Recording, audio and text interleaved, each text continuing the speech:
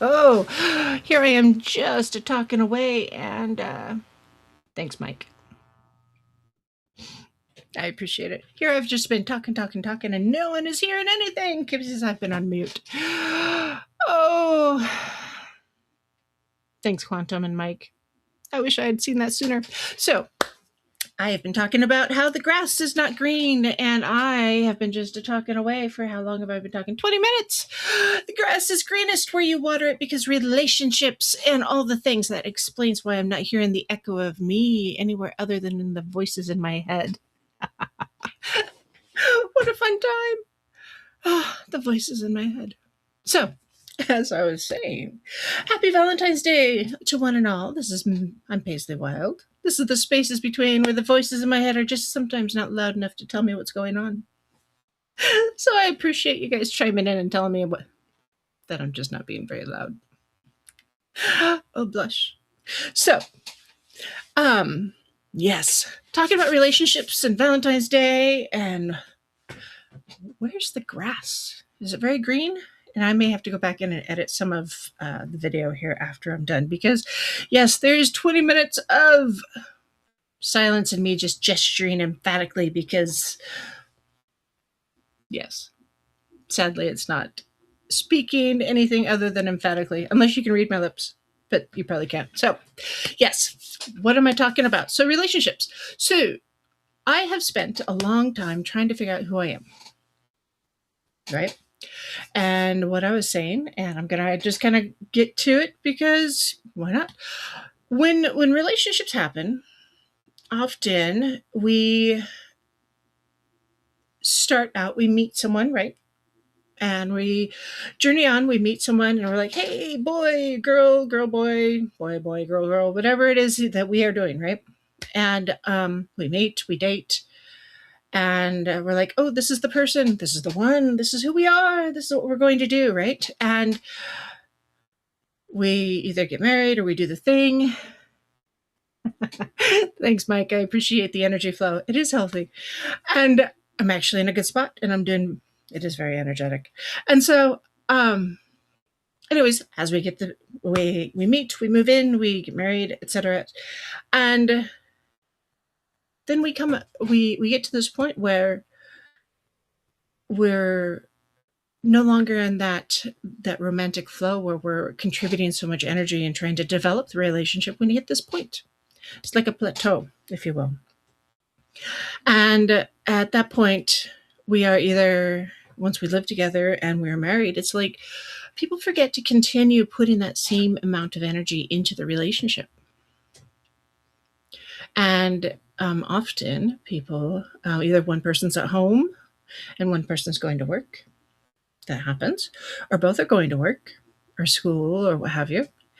And often what happens is we forget to contribute that same amount of energy or a similar amount of energy to that relationship. And so maybe what happens is the person at home stops putting the same amount of energy into the relationship and they kind of start coasting a wee bit, you know? And the other person continues putting some energy into the relationship, but they're also going to work and they have to go put the energy into work. And sometimes they have a coworker that puts energy into a work relationship. We've all heard the phrase work wife, work husband, I think. If not, it's a real thing. And then the person at home sometimes has friends they go to the gym with, or maybe a book club or whatever, or maybe they're in the PTA, or maybe they're not, or whatever hobbies or clubs, you know, or maybe they just stay home because they're doing stuff at home because, you know, that happens as well. And so they're doing these different things and their interests sometimes start to separate, right? And because they're not doing the same amount of energy keeping them together. Thanks, Mike. I appreciate it. And so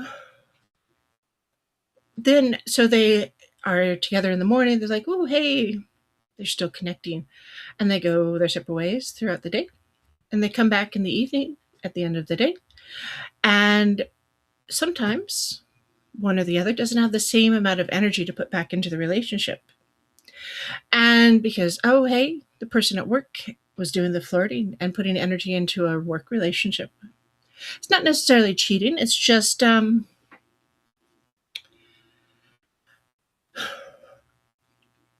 different kind of energy. We'll just leave it at that. Sometimes it's flirting, and I know some view it as cheating, as flirting with coworkers. I guess I don't, because I guess maybe I'm odd, which we know this. For those of you who have listened to me for a while, you know I'm a little odd. I have a slightly different perspective. As someone who's been in the service industry a bit, you have to kind of flirt a little bit with the world if you want a tip.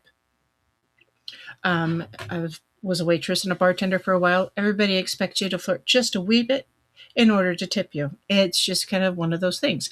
And it's not necessarily flirting, it's being complimentary. It's being polite. It's being pleasant to those around you. And that's all I was. However, some others view that as flirting. And that for me was always a little strange, because it's like, hey, I'm just being nice to you. I am not flirting. Others have read that wrong. And that was weird for me, because I'm like, whoa, dude, back off. I wasn't flirting with you. I was just being nice and bringing you coffee. I don't need your number. Here's your coffee, take it and go away. But, that's just one of those things. And it has been strange and weird, and has left me in a strange spot. And as someone who's a little bit into the autism spectrum, it's taken me a few years to realize what I was doing, and not totally oblivious to some of those cues. Okay, very oblivious to some of those cues. Yeah. Anyways, so in this relationship dynamic, though, getting back to where I was at, as time goes on, sometimes that divide, the person going to work, the person staying home, or the two people, regardless if there's children involved, sometimes there is, sometimes there's not, that divide starts to grow, because they're not always putting that same energy into the relationship, and that divide grows further and further apart, because they are just separating a little bit. And then sometimes there's resentment, and that kind of pushes things further apart and further apart and further apart. And then suddenly one day they're like, why am I with this person? We have nothing in common anymore. We are in two different worlds, and we are looking for two different things. And suddenly they're like, you know what, we're done with this relationship, and we need to go our separate ways, which is very unfortunate, because there's often collateral damage in the name of children. And children are like, what's going on? I don't want this. And what did we do wrong? Because that's the first thing children assume, is they did something wrong to destroy the relationship, even though they didn't. And they had absolutely nothing to do with mom and dad separating. They just didn't, but that's just the way it is. Children assume they did something wrong. And I'm sorry, but that's the way of it. And it's unfortunate, because because it is. And it's unfortunate because most people don't realize that that's what the kiddos automatically assume. It doesn't really matter how old they are. They assume that. They just do. And if one of them looks a lot like one of the parents, often that brings its own baggage, because if one of the parents really significantly wronged the other parent, there's a whole different layer of baggage that can go with that as well. And so if you must split up from your significant other and there's children involved, please protect your children and put them first, and protect them. Protect them, protect them, protect them. They didn't do it. They had nothing to do with it. Please. So here you are. You split from your significant other, and you're like, okay, we're separate households now, and by golly, I'm going to move on with my life, and I'm going to look for romance somewhere else. And so you do, and you find someone else, and the whole cycle starts over again, and you have another relationship, and it starts over, and over time, it happens again and again and again. And because it's a cycle and it goes on and on and on, some people begin to cope in different ways. Some look to medication, some look to substances such as alcohol or drugs in some form or another, and some go into therapy. And and there's different ways to it, and some actually just try to ignore it and pretend that nothing happened. It's not their fault, and la la la la la. There are many ways to handle it, I guess. And I'm not saying there's one absolute wrong way or right way. Um, I would say that drugs is probably the worst way. So handling the splitting up and relationship damage is kind of a spectrum. Yeah, it's a spectrum with drugs, etc., being the worst way, and therapy probably being the best way, and everything else kind of follows in between. So, because if you don't figure out why you split up and separated, you're gonna keep doing it over and over and over and over again because that's just never gonna stop, and that's just all there is to it. And I'm kind of speaking from experience here because I had to learn who I was before I could ever figure out how to maintain a relationship. In other words, I had to nurture my own garden. I had to figure out who I was. I had to love myself. Because if I don't love who I am, or at least be okay with who I am, how can I expect someone else to be okay with who I am and to develop a relationship with who I am? I mean, seriously. Now, I admit that I go around without any makeup generally because I'm lazy. Yes, a little bit. I don't like putting on makeup because it's obnoxious to take off. Even though I'm old enough that you would think I wouldn't have acne, I still have acne because hormones are so fantastic. We all have them. They all do all the things. Menopause, I still have acne. Thanks. I have acne and whiskers. You'd think I was a teenage boy. Yes, I'm rolling my eyes often. What do you do? I don't know. Just deal, I guess. Do I wear makeup? Yes, but not often. That's just all there is to it. I do make sure I brush my hair, brush my teeth, and wear deodorant. 2 thumbs way up. So, that's it. So that's what I do. But I had to learn who I was. And yes, that required therapy. Absolutely. And shadow work. Oh boy, howdy did it. So, and I had to learn who I was. And I had to learn how to set down some baggage that was not mine. So when I say you have to protect your kiddos, yes, you do, because some of that baggage belonged to my family that was not mine to carry. Because you know what? It was not mine to have. It was not mine to tote around. It was not mine to do. And so once I figured that out, I was able to invest more energy into my relationship. And that made a big change because I realized that a lot of those things that I was harboring and carrying around was like a millstone that I was trying to tote and then also put onto the people around me. Because my significant other, he doesn't deserve that, right?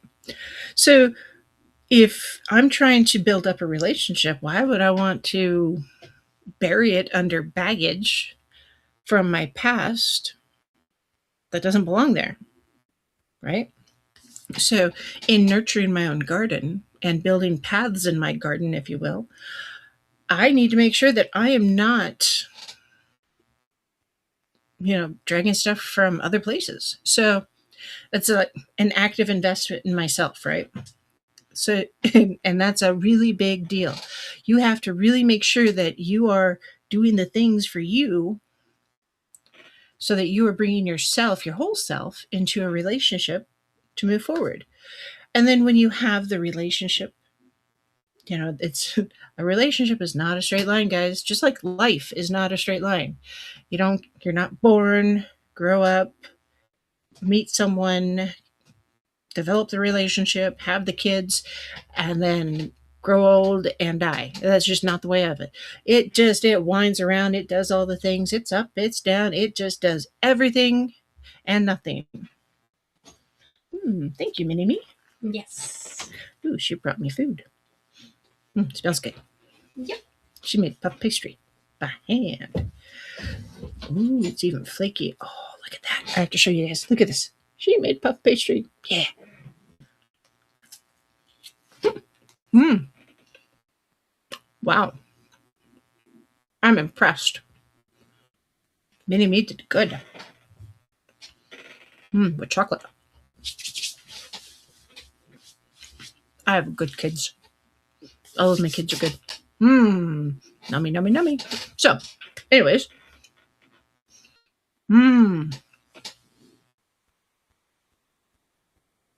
Yes, I'm actually very impressed by that. Oh my stars. Yeah, very impressed. Anyways, going back to relationships. Yes, nurture your own garden. You have to actively invest in it. And then when you meet someone, you have to actively invest in them as well. That means you have to commit to them, right? You have to commit to your relationship. And that doesn't mean you are like, hey, I'm going to do all the things for you so that you are always taken care of. No, you have to build them up. You have to provide a place for them to feel supported. So that doesn't mean going onto social media and saying, hey, look at the Johnsons. They are doing this. You should do this too. That means, what do you want to do, man? What do you want to be? How do you want to be? What do you want to do? How do you want me to support you? You have to have that conversation. You have to do the thing. So communication, ironically, and yes, it is an irony, I have problems with communication, and I admit this. It's very strange. I know. It is. Oh, it is. It's just, we'll just leave it at that. So, yeah, it's strange. I get it. So, when it comes to a relationship, you cannot just say, hey, look at all these things on social media. We should be just like that. Or on TV or wherever. No. What you see on social media is often just a snapshot of something that's happening in that person's life. And often it's not as real as they're trying to say it is. We've all seen stories of people who are posing their family for the perfect moment, and that's it. It's not messy, it's not real, and it's absolutely 100% posed. And sure, they're getting the perfect moment for their social media post, but I'd rather have something real. I mean, so there's this movement that was going around like 2 years ago, 3 years ago, I don't know. It was hashtag what a witch looks like. And to me, I identified with that one a lot because this is what a witch looks like, because this is who I am. Before I came in and sat down to do my thing, I was out with Mini Me and we were looking at our rabbits because, hey, we just had a litter born last week. Yeah, I think that's what it was, because eyes are open now. A week and a half roughly. And they're cute little fluffers. There's 8 in one litter, and then one litter is significantly newer. I think they're like 3 days old. And there's only 2 in that one. And so we have 10 little baby bunnies. And so just wanted to count them, check on them and everything, because that's what we do to check on the rabbits. Because we raise meat rabbits, and that's kind of what we do. When they're full grown, if we let them grow completely, and because there's different levels to age and everything, and they can get up to like 15 pounds. I mean, they're big rabbits. We raise big rabbits intentionally because we use them in their entirety. We don't just like, hey, this is have a pet and throw it out. No, we use it completely. Anyways, where I'm going with this is I was out doing other things. And then I sat down, I'm doing this, and when I'm doing that done here, I'm going to do other things. I've been working on some stuff in the workshop, and I'll be going in there when I'm done here because fair season is rapidly approaching, and I have things to get ready for fair. One of those things, actually, I have to make sure my workshop room is prepped and ready to go, so it is not quite the disaster it is right now because, yeah, it's just a little bit of a disaster. Yeah. So I need to make sure that I'm still making that commitment of self into my relationship, even though I've got other things going on. Yes. I need to make sure I'm nurturing my own garden, my personal garden, and my relationship garden. So even though I have multiple things going on at any given time, I need to make sure I am investing into my relationship, right? And that's something we all need to remember. And it doesn't really matter what kind of relationship it is. If it's a relationship with a sibling, a child, a parent, a cousin, a friend, a romantic one, a spouse, it does not matter. If you want healthy relationships, you have to actively invest into that relationship. You have to put energy into it. Now, as someone who has a squirrel brain, because I do, I don't have ducks in a row. I have squirrels and they're at a rave. Absolutely 100%. If you were here for the first 20 minutes, you know this. Because I had everything else done except for unmuting my mic. Yes. Oops. And because yes, I've only been doing podcasts and YouTube shows for like 5 years now. You'd think I would remember all of the things. And I'm going to have to go get my stack of sticky notes and remember to put one up on top of them, one of the monitors here. And this says, did you unmute the microphone? Yeah. Because yeah. So basically what I'm saying is people often think that the grass is greener on the other side of the fence. And that is an old saying, because people will be in a relationship and they'll be like, oh, my friend over there has, got the hot spouse, does all the things, brings the lunch, picks up the kids, does all the this and blah, blah, blah. And you know what? That's just a great relationship. I want a relationship just like that. Why can't you do it? Don't compare your significant other to somebody else's, because you know what? It minimizes the person that you're with, because, the person you're with doesn't have the same skill set necessarily, right? And you know what? The person you're with may not have the same desires and may not be the person that wants to do all those things, right? If your friend is married to a chef, a Michelin star chef, and can cook all of those fantastic meals, and the person you're with was never taught how to cook, you cannot expect the same kind of meals from that person. You really can't. It is not acceptable to belittle that person at all for that. At all. And you need instead to build up your person. Say, hey, you want to go to a cooking class? And if they don't force it, for crying out loud. That's not what you do. Because if they're not interested in learning how to cook, you got to figure out something. Maybe you need to go to the cooking class. Instead, if you want that level of meals, yeah. Because there are people out there who burn water. I am so not joking. So when I was a child and in high school and such, we still had home ec. I loved home ec. It was fantastic. Actually, I enjoyed it very much. And later, when I was in my 20s or late 20s, I was a substitute teacher, and I taught in home ec classes, and I enjoyed it also. And you know what? I very much enjoyed it. But I still came across people who burned water. It's like, what are you doing? How do you burn water? Oh, they would put water in a pot and they would forget it was there and they would scorch the pan and it was bad. So if there's people like that, you don't, or people who put forks in microwaves, you know who they are. They're the ones who probably have every single delivery service on speed dial or know who will deliver in 30 minutes or less. And that's okay. And if that is their strength, that's fine. Instead, what are their strengths? Build up their strengths. Build that relationship.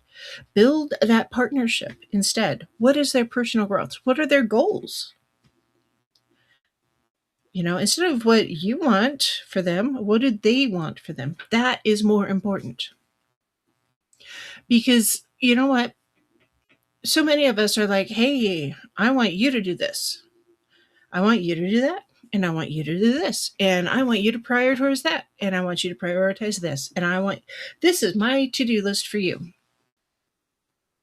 And if the person that you just gave that to-do list is like, well, that's a fantastic list, but my priorities don't run this way. My priorities are like this one and this one and then this one and then this one and then maybe this one down here and then maybe this one up here that's at the top of your list because their priorities are slightly different than yours.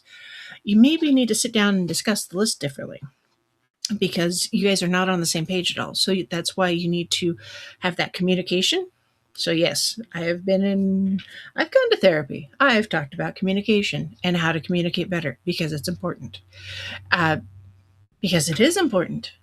Because that is one of my weaknesses. It really is. And now, if you are the only person who's trying to improve the situation, or the relationship is toxic or abusive, yes, the grass may be greener elsewhere. So there are exceptions, absolutely.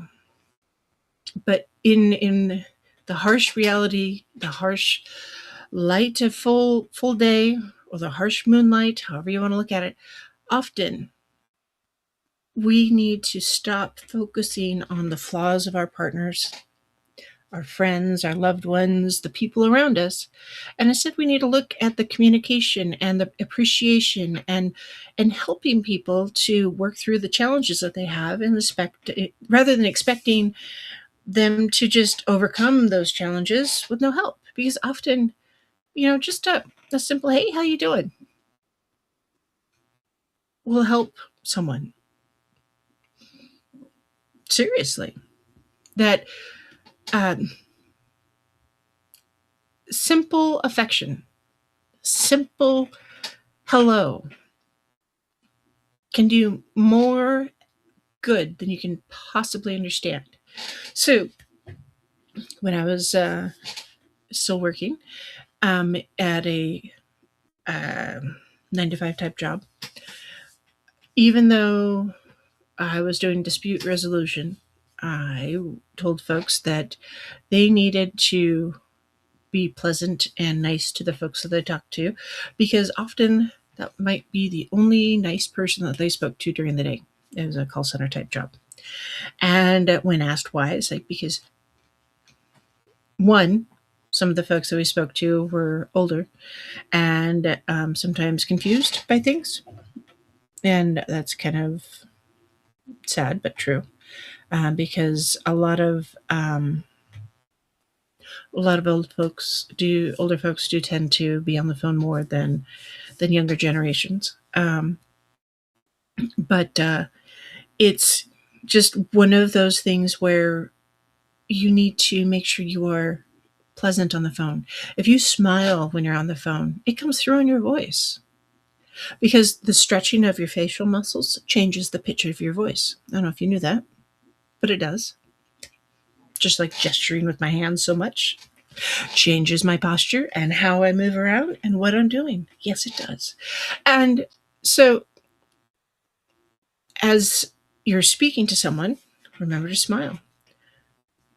And that worked more in my favor than most people understood. So I'm pretty good at dispute resolution on the phone, honestly, because I was able to communicate with a smile on the phone. Face to face, I guess I can't.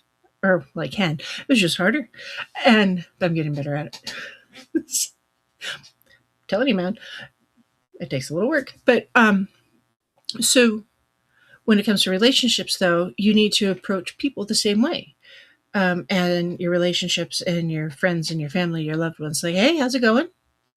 You doing okay today? Is there anything I can help you with? Do you need something? Someone's is sick or under the weather. It's like, you doing okay?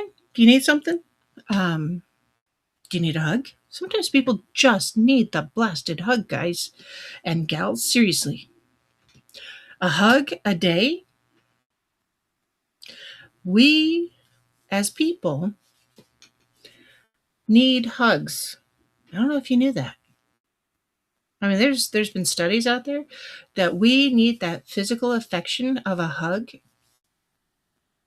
more than than anybody could possibly understand.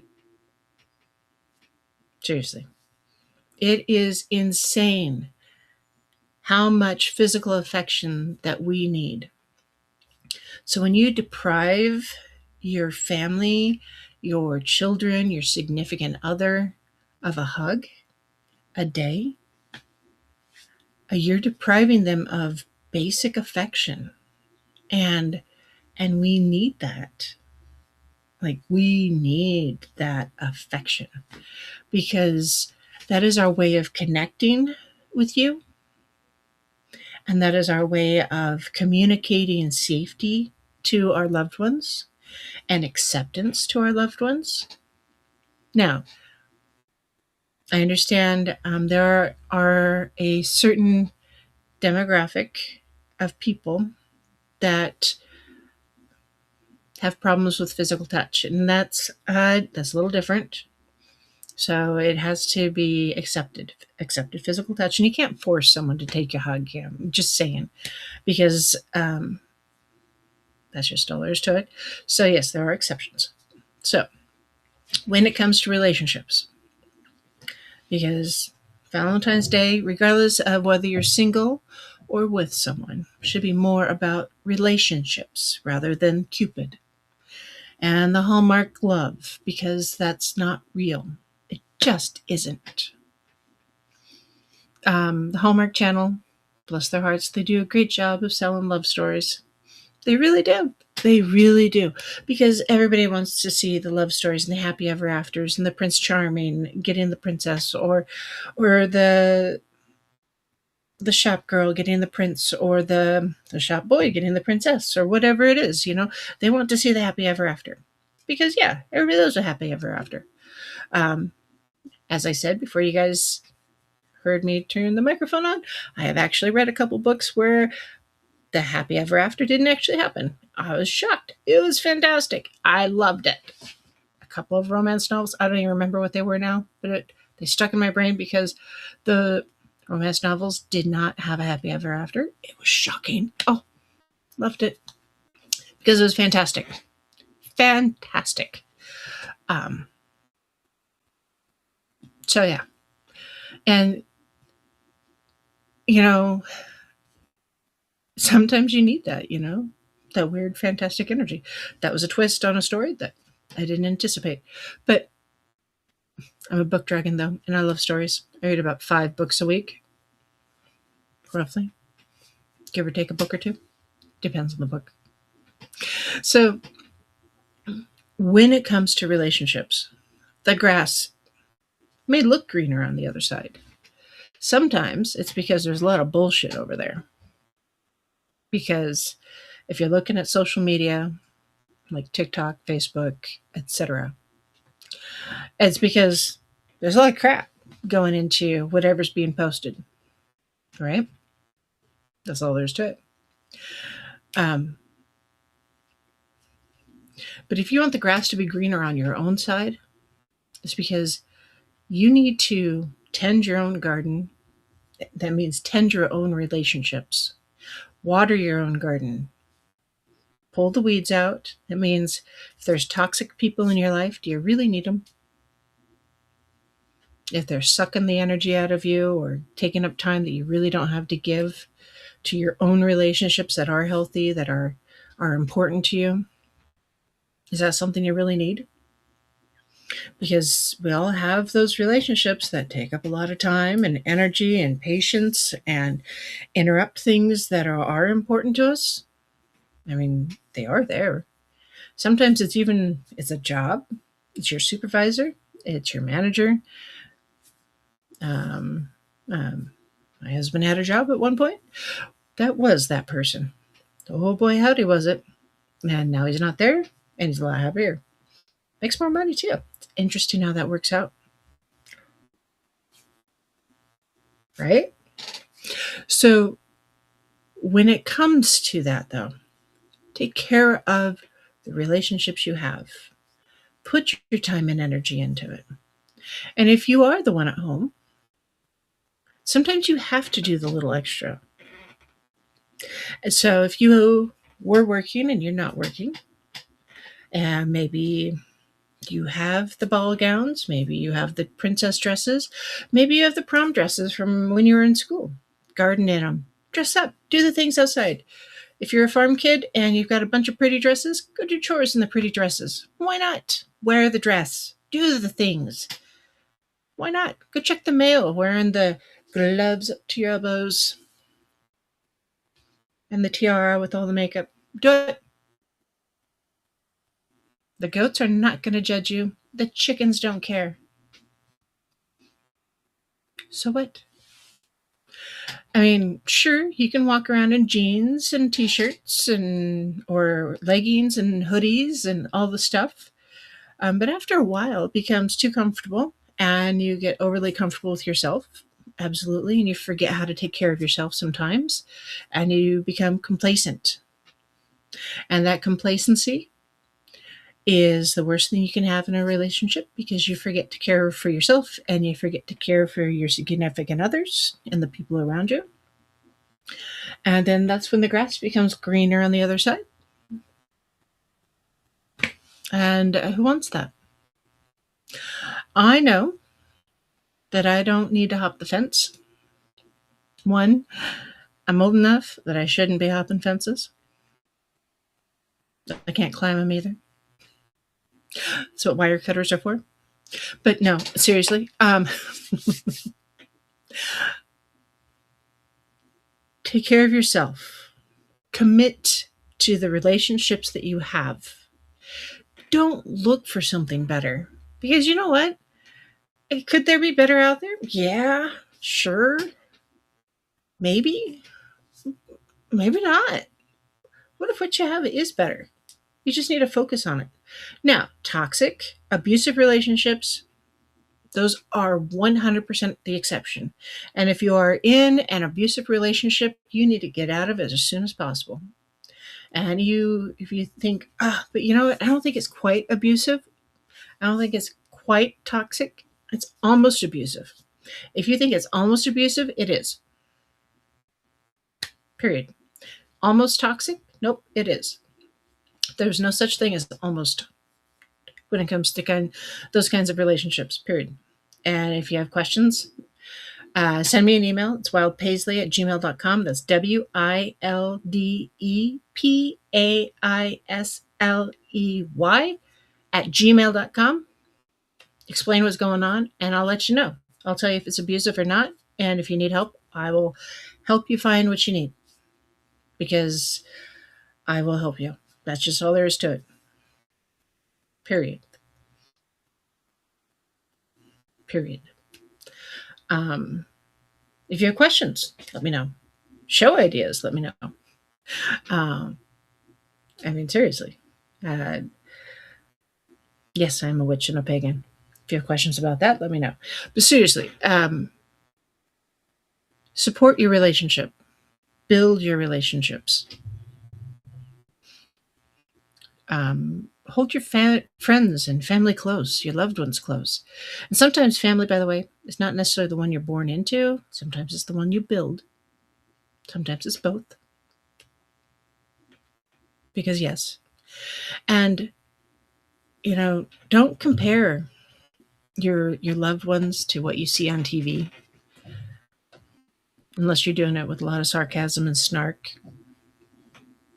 Like a good Gen Xer would, because, we have a lot of snark and sarcasm in our world. And that's just the best way to do it. I'm kidding, but I'm not. But seriously, if you want the grass to be greener on your side of the fence, take care of your own garden. Nurture it. Paint pretty, pretty rocks. That way you can throw them at people when they bother you. Seriously. So, I'm going to go eat this pastry that Mini Me made because it's fantastic. And it has chocolate. And I hope you guys have a fantastic Saturday. and a great weekend. And for those of you experiencing the crazy weather that we're dealing with, I am so sorry.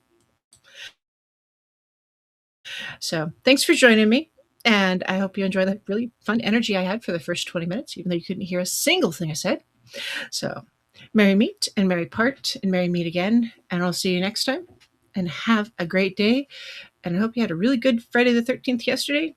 And I will do a show next month on Friday the 13th, regardless. So, thanks again.